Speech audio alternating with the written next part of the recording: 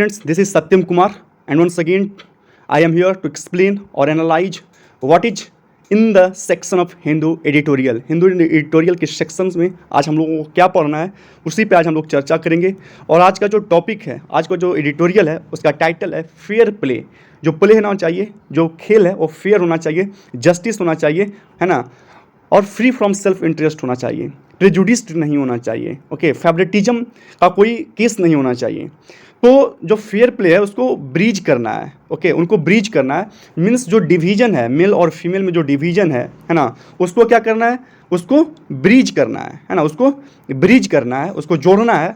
और कहाँ पे है, तो द जेंडर पे गैप इन स्पोर्ट्स, स्पोर्ट्स में जो पे का गैप है ना, मीन्स महिलाओं को कम दिया जाता है स्पोर्ट्स में पे, जो फीमेल है उनको ज़्यादा दिया जाता है। तो ये जो गैप है उसको हम लोग को क्या करना है, ब्रीज करना है, ओके। जो गैप है हम लोग को उसको ब्रीज करना है। जेंडर पे गैप दिखा हुआ है ना, how much less do women earn than men, means यही हम लोग का आज का इशू है। इसी पे हमारा जो आज एडिटोरियल है वो बेस्ड है। Equal pay in sports, what, equal pay in sports will bring in more women as players and fans. जो इक्वल पे है ना, इक्वल पे के कारण वो क्या होगा, इंट्रोड्यूस करेगा, ब्रिंग इन मतलब इंट्रोड्यूस करना है ना, तो इंट्रोड्यूस करेगा वो more women and age players and fans, fans के रूप में भी और प्लेयर्स के रूप में भी। अगर इक्वल पे होगा तो इंट्रोड्यूस करेगा वीमेन को प्लेयर्स के तौर पे भी और फैन के तौर पे भी। आगे चलते हैं। तो मेन इशू जो है ये आज चर्चा में भी क्यों है, ये इसलिए है कि न्यूजीलैंड जो है ना, जो न्यूजीलैंड है वहाँ क्या हुआ है ना कि एग्रीमेंट हुआ है ना, और इस एग्रीमेंट के तहत ये देखा जाएगा कि जो न्यूजीलैंड है, women's players at both international and domestic level receive the same match fee as men across all formats and competitions। Means New Zealand में एक प्रोविज़न लाया गया, एक प्रस्ताव लाया गया जिसके तहत क्या होगा कि जो वीमेन हैं वहाँ के जो खेलते हैं, है ना, प्ले करते हैं, और जो मेन है उनको, उन सभी को, चाहे वो इंटरनेशनल मैच खेलें या फिर डोमेस्टिक मैच खेलें, सभी को क्या है ना इक्वल पे दिया जाएगा। एंड दैट्स वाई ये जो टॉपिक है आज चर्चा में है। स्टार्ट करते हैं। New Zealand cricket striking a deal to remunerate its women cricketers the same as their male counterparts is a major landmark in the fight to close the gender pay gap in sports। एक fight चल रहा था, बहुत लंबे अंतराल से चल रहा था, बहुत लंबे समय से चल रहा था, और न्यूजीलैंड जो है एक डील करता है टू रिम्यूनरेट मीन्स पे करना, हाँ, तो रिम्यूनरेट करने का, पे करने का इट्स विमेन क्रिकेटर्स, इनके यहाँ जो विमेन क्रिकेटर्स हैं, जो विमेन क्रिकेट खेलती है, उसको क्या है ना कि उनको सेम पे दिया जाएगा, है ना। और किससे सेम पे दिया जाएगा, तो जो मेल पार्ट है ना, जो मेल लोग, जो वहाँ का जो मेल है, जो क्रिकेट खेलते हैं, तो उनके समकक्ष उनको रखा जाएगा। जितना पे मेल को दिया जाता है, चाहे वो इंटरनेशनल खेले या फिर डोमेस्टिक क्रिकेट खेले, तो उतना ही फी जो है मैच का विमेन को भी दिया जाता है, चाहे वो इंटरनेशनल मैच खेले या फिर क्या डोमेस्टिक मैच खेले। From August, New Zealand's men and women players will be entitled to the same match fees both at international and domestic levels। हम लोग पहले भी बोले कि अगस्त से क्या होगा, न्यूजीलैंड के, या इधर वो मेन हो या फिर विमेन हो, सभी को जो मैच फी है वो इंटाइटल्ड किया जाएगा, मीन्स गिव किया जाएगा, दिया जाएगा, सेम मैच फी दिया जाएगा। जितना मैच का फ़ी मेल को दिया जाएगा उतना फीमेल को दिया जाएगा, बोथ एट द इंटरनेशनल और डोमेस्टिक लेवल्स, चाहे वो इंटरनेशनल अंतर्राष्ट्रीय हो या फिर घरेलू कोई भी मैच होगा वैसा होगा। आगे चलते हैं। This comes 4 months after the United States women's international footballers won the 6 year long battle with their federation to secure equal compensation.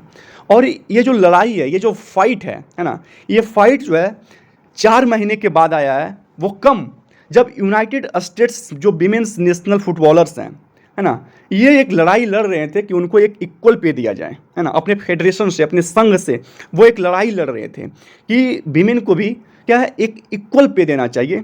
और ये जो न्यूजीलैंड में जो आया है ये 4 महीने के बाद आया है, और कब से, after the United States women's, जो यूनाइटेड स्टेट्स के जो विमेन हैं वो नेशनल फुटबॉलर्स के, वो वॉन, जीते, क्या जीते, द 6 years लॉन्ग बैटल, जो 6 साल से जो बैटल चल रहा है इक्वल पे के लिए विद देयर फेडरेशन, उनके संघ से, टू सिक्योर इक्वल कॉम्पेंसेशन, सभी को क्या देना है, इक्वल कॉम्पेंसेशन देना है, सभी को इक्वल रेम्यूनरेशन देना है। The agreements are expected to be game changer, encouraging more girls to take up the sports। ये जो एग्रीमेंट है, ये जो प्रोविजन लाया जा रहा है, ऐसा एक्सपेक्ट किया जाता है to be a game changer, है ना, गेम चेंजर होगा, एक means in future it will be significant, है ना, ये सिग्निफिकेंट प्रूव होने वाला है। और सिग्निफिकेंट किस दृष्टिकोण से प्रूव होगा, तो ये इनकरेज करेगा, है ना, ये प्रोत्साहित करेगा मोर गर्ल्स, है ना, बहुत सारे जो गर्ल्स हैं, जो फीमेल हैं, है ना, उनको प्रोत्साहित करने का काम करेगा। इसलिए इनको बोला गया है कि ये जो प्रस्ताव है it will be a game changer, okay, encouraging more girls to take up, है ना, टेकअप मीन्स पिकअप, है ना, उनको क्रिकेट को, उनको स्पोर्ट्स को पिक करने में इनकरेज करेगा, okay. As New Zealand captain Sophia Devine said, New Zealand की जो अभी कैप्टन है सोफिया डिवाइन, वो उनका कहना है it's great to be recognised in the same agreement, है ना, यह बहुत ही उच्च काम है, बहुत ही महान काम है ना, बहुत ही अच्छा काम है कि हम फीमेल को रिकॉग्नाइज किया गया है, आइडेंटिफाइड किया गया है, एक्सेप्ट किया गया है, किसके, सेम एग्रीमेंट पे, उसी एग्रीमेंट में, यानी कि मेल के हमको समकक्ष रखा गया है, बराबर रखा गया है, along side the main. It's a massive step forward and will be a huge draw card for young women and girls. क्या है, इट्स अ मैसिव स्टेप, ये जो प्रयास है ना, ये जो प्रयास है ये क्या है, एक मैसिव है, बहुत ही बड़ा प्रयास है, and will be a huge draw card, है ना, ड्रॉ कार्ड मीन्स एक ऐसा फीचर, एक ऐसा क्वालिटी जो इवोक करेगा, है ना, इंटरेस्ट को और लाइकिंग को, है ना, यंग जो वीमेन होगी, यंग जो गर्ल्स होगी, उनको क्या होगा, उनके लिए एक अट्रैक्शन का काम करेगा, एक सेंटर ऑफ अट्रैक्शन होगा कि हमको जो है ना, मेल और फीमेल को बराबर रखा गया है, एक दृष्टिकोण से देखा गया है ना। तो एक जो स्टेप है, एक जो ये प्रयास है, वो क्या है, it is a massive step taken by the government of the New Zealand. आगे चलते हैं। What victories in equal pay struggles have not come easy, लेकिन ये जो जीत मिली है ना, ये जो जीत मिली है कि हमको अब जो है ना, मेल और फीमेल को एक दृष्टिकोण से देखा जाएगा, एक समकक्ष रहना होगा, मीन्स जितना फीमेल को मिलेगा उतना ये फीमेल को मिलेगा। तो ये जो लड़ाई चल रहा है ना, ये लड़ाई जो है, ये जो संघर्ष है, ये बहुत आसानी से हमको नहीं मिला है, उनको नहीं मिला है। टेनिस मूव्ड फर्स्ट, जो टेनिस है वो सबसे पहले इनमें शुमार हुआ है, ऐसे प्रोविजन जो है सबसे पहले कहाँ आए थे, टेनिस में आए थे, because of the untiring efforts of Billie Jean King, क्योंकि जो अथक प्रयास किया गया था, जो इनर्जेटिक और इंडस्ट्रियस प्रयास किया गया था बेली जीन किंग के द्वारा, और बेली जीन किंग के प्रयास के द्वारा जो यूएस ओपन है ना, जो यूएस पे उन्होंने क्या किया था, प्रेशर डाला था, who pressured US Open to sell out the same for men and women back in 1973। 1973 में बेली जीन किंग के द्वारा एक अथक प्रयास किया गया था, उसी समय ये प्रयास स्टार्ट कर दिया गया था, और यूएस पे प्रेशर डाला गया था कि वो सेल आउट करे, वो पे करे, क्या पे करे, इक्वल फी, है ना, इक्वल मैच फी होना चाहिए मेन और वीमेन के लिए। That it took another 34 years for the other 3 Grand Slam tournaments to come around, with Wimbledon at the last in 2007 shows the road is still uphill। मतलब जो 1973 में जो बैटल स्टार्ट हुआ था, जो संघर्ष स्टार्ट किया गया था बेली जीन किंग के द्वारा, तो ये 34 ईयर्स इसमें लगा, है ना, जिसके दौरान क्या हुआ कि 3 ग्रैंड स्लैम जो टूर्नामेंट हुआ वो पास हो गया, एक विंबलडन पास हो गया लास्ट और दो जो लास्टली 2007 में ऐसा जो प्रोविजन है वो यूएस में पास हुआ। और ये दिखाता है ना, कि एक प्रावधान, एक महिला जो लड़ रही है ना अपने अधिकार के लिए, है ना, एक स्ट्रगल कर रही है, और उस स्ट्रगल को पाने में, है ना, विक्ट्री लाने में, है ना, वो क्या हुआ, 34 ईयर्स उनको लगा। तो ये दिखाता है कि जो रोड है ना, अपने राइट के लिए लड़ने का जो रोड है वो अभी भी क्या है, अपहिल है, मीन्स प्लेन नहीं है, समतल नहीं है, स्मूथ नहीं है। Football, basketball and golf remain hold outs, और क्या है, जो फुटबॉल है, जो बास्केटबॉल है और जो गोल्फ है, ये अभी भी क्या है, कंटिन्यू टू रेसिस्ट, अभी भी इस होड़ में लगा हुआ है। Seen in this context, the decision in New Zealand and the US appear seismic। तो अगर इस संदर्भ में देखा जाए, इस कॉन्टेक्स्ट में देखा जाए, इस प्रीटेक्स्ट में देखा जाए, तो ये जो डिसीजन लिया गया है ना, ये जो निर्णय लिया गया है, ये क्या है, बहुत ही निर्णायक साबित होने वाला है। ये जो निर्णय है बहुत ही निर्णायक साबित होने वाला है, जो न्यूजीलैंड और जो यूएस के द्वारा लिया गया है, ये बहुत ही क्या है, एक इनॉर्मस इफेक्ट लाने वाला है ना, न्यूजीलैंड में और यूएस में। आगे चलते हैं। Barriers to bridging the pay gap, जो बैरियर्स है ना, जो बैरियर्स है, जो हर्डल्स है, हिंड्रेंस है, ऑब्स्टिकल है, जो इम्पेडिमेंट है ना, ये to bridge the pay gap, और जो बाधाएं हैं किस में है, तो ब्रिज द पे गैप, जो पे गैप है उसको ब्रिज करने में जो बाधाएं हैं, have come from various quarters, है ना। इसके लिए एक तर्क नहीं दिया गया है, जो ब्रिज है ना उसको सेम करने के लिए एक तर्क नहीं दिया गया है ना।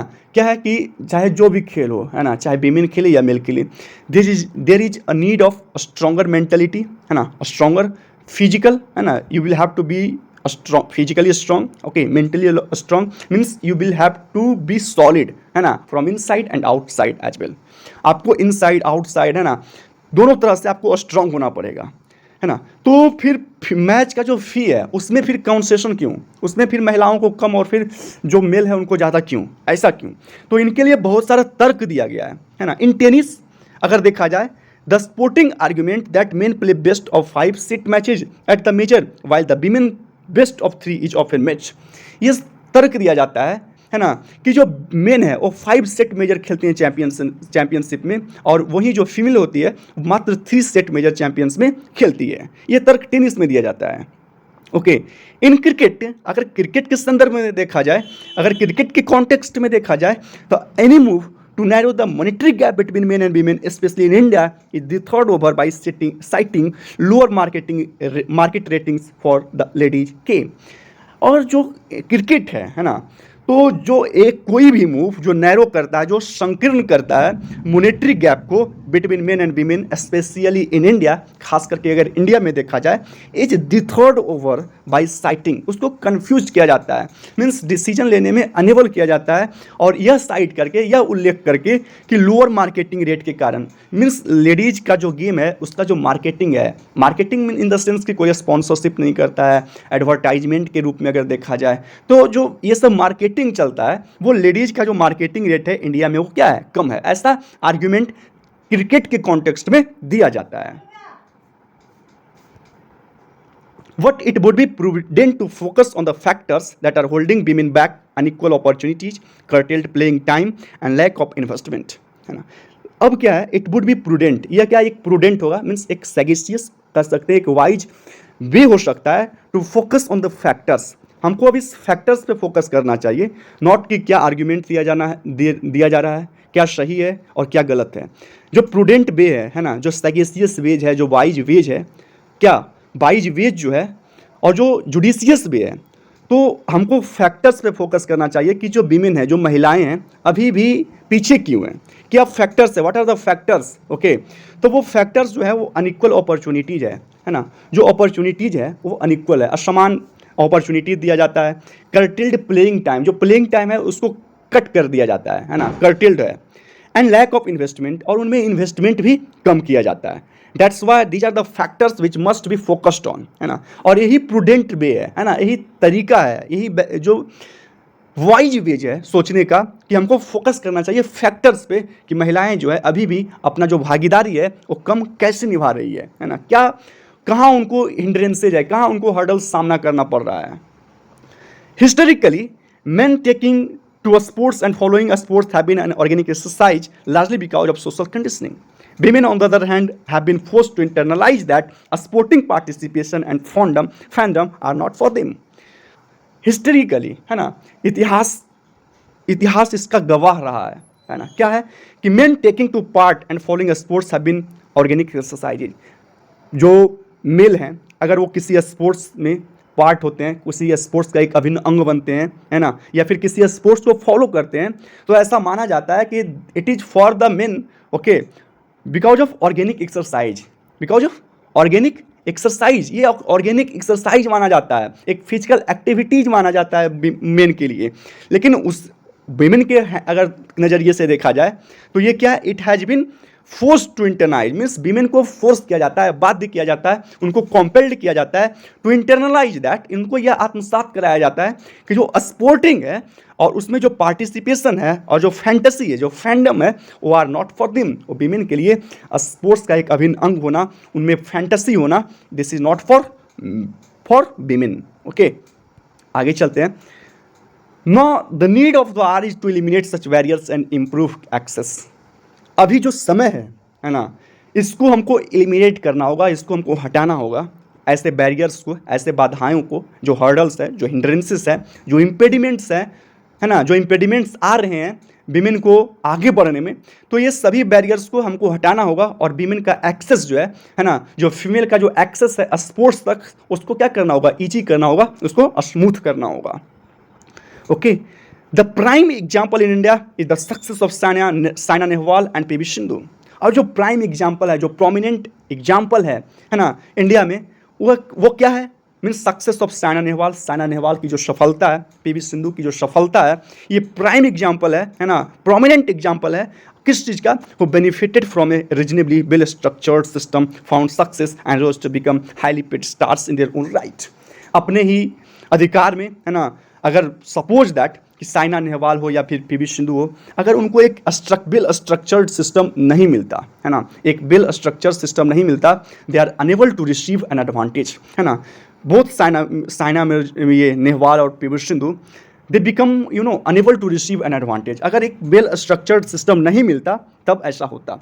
लेकिन where they get the benefit means they benefited from a well structure। एक ऐसा समाज बनाया गया जहाँ उनको एक वेल स्ट्रक्चर सिस्टम मिलता है, एक ऐसा सिस्टम जो वेल स्ट्रक्चर हो, और वहाँ से वो फाउंड सक्सेस, है ना, सफलता प्राप्त करते हैं, and rose to become highly paid stars, और एक ऐसा स्टार्स बन के उभरते हैं, एक ऐसे सेलिब्रिटी बन के उभरते हैं जो हाईली पेड होते हैं अपने राइट्स में, मीन्स जो भी वो खेल खेलते हैं।